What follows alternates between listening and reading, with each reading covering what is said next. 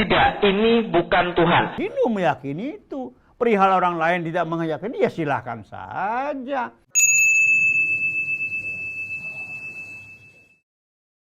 Apakah ini adalah Tuhan, Bapak sekalian? Tidak, ini bukan Tuhan. Kenapa ini bukan Tuhan? Camkan baik-baik, setiap yang punya bentuk seperti makhluk, dia tidak layak jadi Tuhan. Kenapa? Karena makhluk terbatas.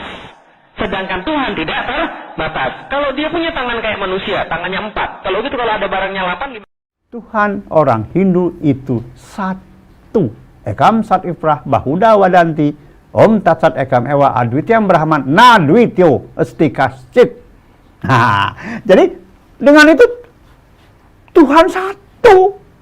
Memang secara konseptual ada Tuhan yang tidak terbayangkan, tidak terpikirkan, yang asintia, ya, nirguna, transenden.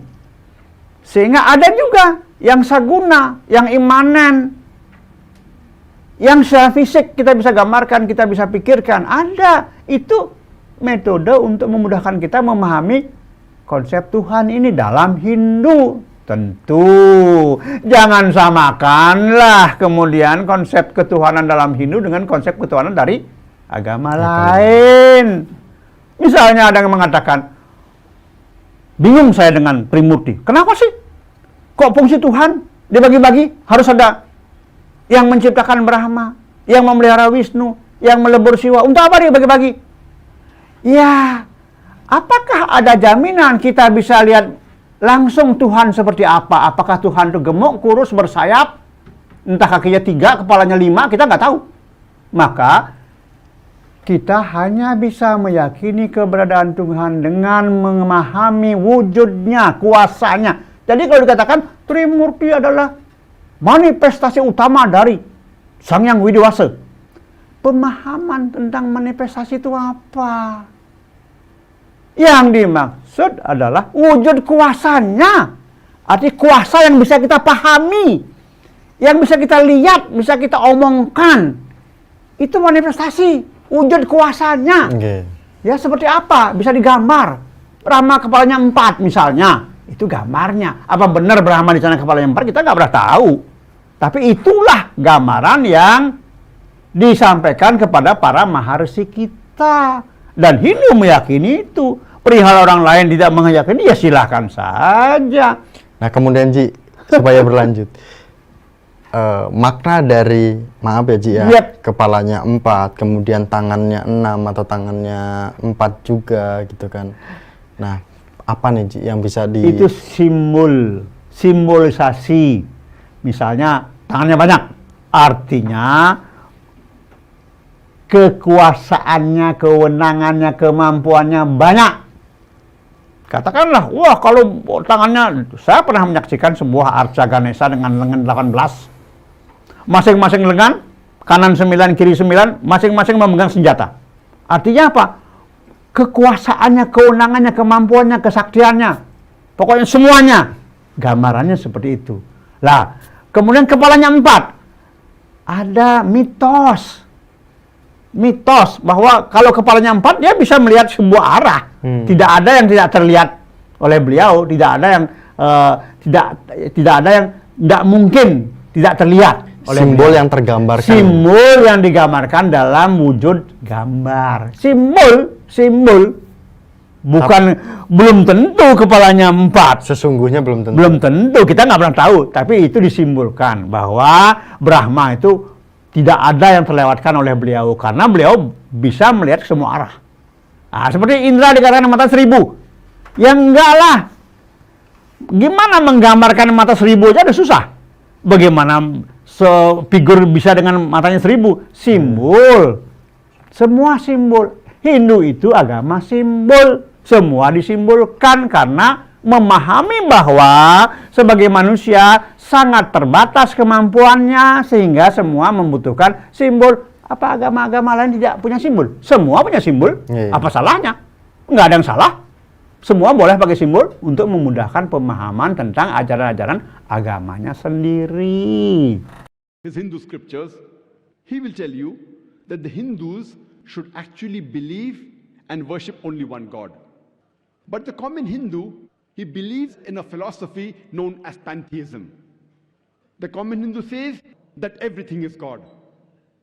The tree is God, the sun is God, the moon is God, the human being is God, the snake is God. What we Muslims say is that everything is God's. G-O-D with an apostrophe S. Everything belongs to God. The tree belongs to God, the sun belongs to God, the moon belongs to God, the human being belongs to God, the snake belongs to God. So the major difference between the Hindus and the Muslims is the common Hindu says that everything is God. We Muslims say everything is God's. G-O-D with an apostrophe S. The major difference is the apostrophe S. If we can solve this difference of apostrophe S, the Hindus and the Muslims will be united. How do you do it? As the Quran says, Ta'alaw ila kalimatin sawa'in bayna baynakum. Come to common terms as between us and you. Which is the first term? Allah na'budu illallah. That we worship none but Almighty God. We'll try and understand what is the concept of God according to Hindu scriptures. It's mentioned in the Chandogya Upanishad, chapter number 6, section number 2, verse number 1. Ikkam evidityam. It's a Sanskrit quotation which means God is one without a second. It's mentioned in the Shvetasvatara Upanishad, chapter number 6, verse number 9. Nachasya kasij janitana chadipa. Of that God, there are no parents. He has got no Lord. Almighty God has got no mother. He has got no father. He has got no superior. It's mentioned in the Shvetasvatara Upanishad, chapter number 4, verse number 19. Na tasya pratima asti. Of that God, there is no pratima. Pratima in Sanskrit means an image, a portrait, a picture. It means a painting. It means an idol, a statue, a sculpture. Shvetasvatara Upanishad, chapter number 4, verse number 19 says, Na tasya pratima asti. Of that God, there is no image, there is no picture, there is no painting, there is no portrait, there is no idol, there is no statue, there is no sculpture. And amongst the Hindu scriptures, the most widely read scripture is the Bhagavad Gita.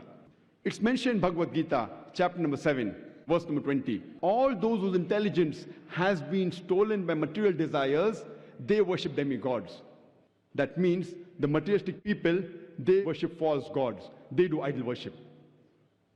And amongst the Hindu scriptures, the most sacred are the Vedas.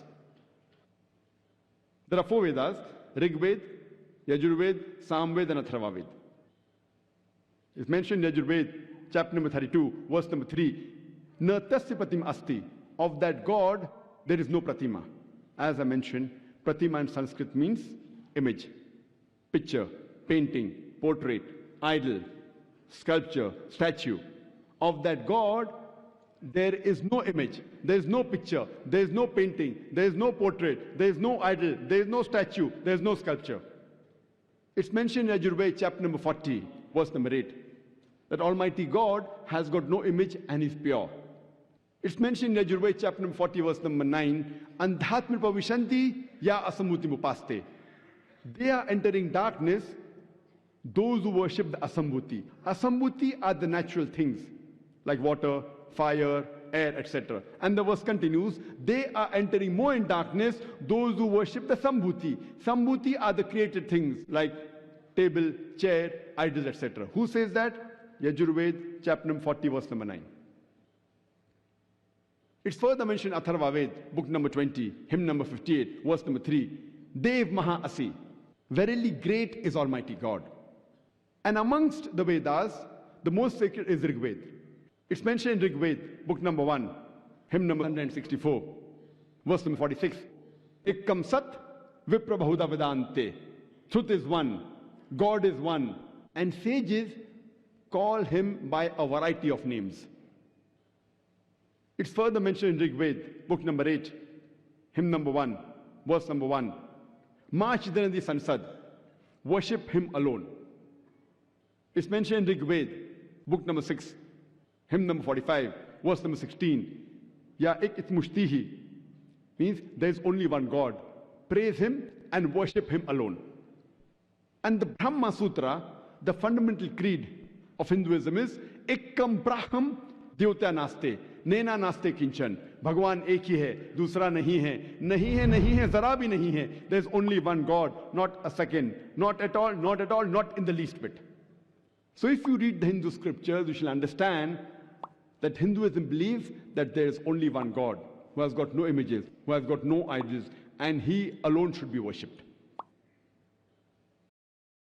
Warahmatullahi wabarakatuh. Kembali kita bersua dan bertemu di dalam acara yang berbeda, yaitu hari ini kita akan membahas apa guys ya, akan membahas satu kajian tentang ajaran Hindu yang kita pandang dari sudut pandang satu Bapak I Dewa Ketut Suratjaya dan Bapak Ustadz Zakir Naik. Sudah sama-sama tadi kita saksikan dua cuplikan video yang di depan. Yang pertama adalah kajian yang disampaikan oleh Bapak I Dewa Ketut Suratjaya. Yang kedua kajian yang disampaikan oleh Ustadz Zakir Naik. Saudara-saudara, setelah kita perhatikan ya para netizen sekalian, bahwa pendapat secara umum, pendapat kedua pakar tokoh agama ini sebenarnya kita lihat dari awal tadi sama ya, baik Bapak Ketut maupun Bapak Ustadz Zakir Naik ya, berdasarkan kitab suci agama Hindu ya, mengatakan bahwa Tuhan itu satu, Tuhan itu ehad, sama, konsepnya sama. Tapi setelah kita lihat Pak Ketut tadi menyampaikan pandangan dan kajiannya tentang ketuhanan tadi, masuk ke dalam fase kedua, yaitu Pak Ketut mencoba menggambarkan Tuhan dari sebuah imajinasi. Nah, ini yang kita lihat tadi, dari sebuah imajinasi atau daya pikir, daya hayal untuk menggambarkan tentang ketuhanan itu. Pertama digambarkanlah dalam bentuk sebuah patung manusia ya, ada yang berkepala banyak, ada bertangan banyak, dan bermata banyak. Sebenarnya ini hampir sama konsepnya dengan ajaran Islam ya. Kalau kita lihat Allah itu maha kuasa katanya. Dia digambarkan dengan tangan yang banyak. Kemudian Allah itu maha melihat, digambarkan dengan mata 1000 katanya ya. Kemudian Allah itu maha mengetahui. Nah, ini digambarkan dengan kepalanya banyak. Nah, ini persoalannya. Kalau saya melihat, menurut yang kita lihat tadi, persoalan di sini. Gambaran-gambaran kekuasaan Allah ini diimplementasikan dalam sebuah patung ya, dalam bentuk patung. Ada patung yang bertangan banyak, ada berkepala banyak, atau bermata banyak.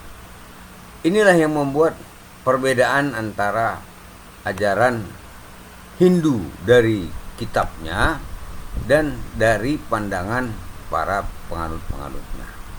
Sehingga hari ini kita lihat bahwa akibat dari sebuah simbol ya, hanya sebuah simbol tadi, menimbulkan distorsi di tingkat bawah ya. Banyak pengikutnya yang tidak paham tentang makna simbol-simbol tadi, justru menjadi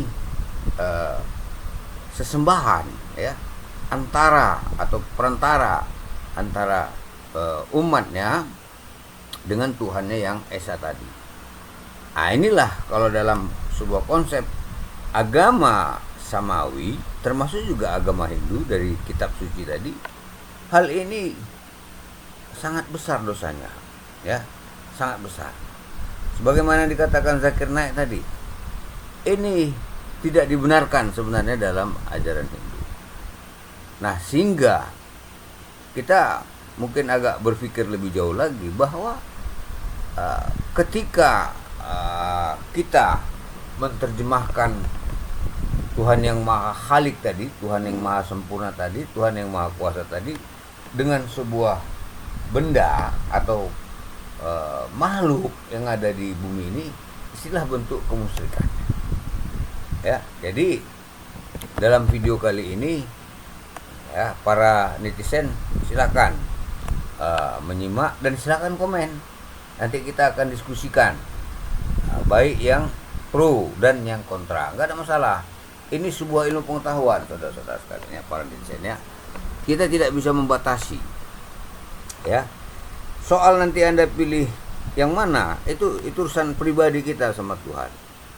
Ya, itu urusan pribadi. Tapi kalau kajian itu bebas, sepanjang kita tidak membuat hinaan-hinaan atau nestapa kepada salah satu pihak. Jadi kita cukup fair, netral, dan kita berdiskusi secara alkitabiah atau berdiskusi secara ilmu pengetahuan. Demikianlah dulu kajian kita. Nanti kita sambung. Kalau Anda komen, kita akan bahas dan diskusi. Assalamualaikum warahmatullahi wabarakatuh.